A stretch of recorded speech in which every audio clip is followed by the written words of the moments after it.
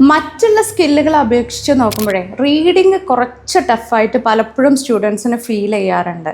അതെന്താണെന്ന് വെച്ച് കഴിഞ്ഞാൽ ഇപ്പോൾ ഇന്നത്തെ കാലത്ത് ഒരുപാട് സ്റ്റുഡൻസിന് റീഡിങ് ഹാബിറ്റ് ഇല്ല എന്നുള്ളതാണ്.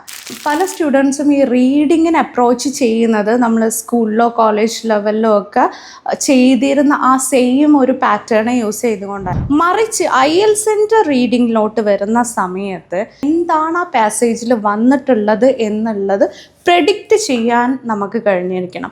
ഈ ഒരു പ്രഡിക്ഷന് ശേഷമായിരിക്കണം ബാക്കി സ്കിമ്മിങ്, സ്കാനിങ് അല്ലെങ്കിൽ ഡീറ്റെയിൽഡ് റീഡിങ് എന്നുള്ള സ്ട്രാറ്റജീസ് നമ്മൾ യൂസ് ചെയ്യേണ്ടത്. പ്രോപ്പറായിട്ട് റീഡ് ചെയ്യുക, മനസ്സിലാക്കുക എന്നുള്ളതാണ് ഫസ്റ്റത്തെ ക്രൈറ്റീരിയ.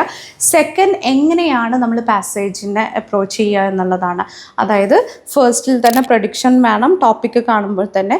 രണ്ടാമതായിട്ട് സ്കിമ്മിങ് വേണ്ടി വരും, സ്കാനിങ് വേണ്ടി വരും, ഡീറ്റെയിൽഡ് റീഡിങ് ആവശ്യമുള്ളവർക്ക് ഡീറ്റെയിൽഡ് റീഡിങ് വേണ്ടി വരും. സോ ഇങ്ങനെയാണെങ്കിൽ റീഡിങ് വളരെ എളുപ്പത്തിൽ തന്നെ നിങ്ങൾക്ക് സ്കോർ ചെയ്ത് പോകാനായിട്ട് പറ്റും.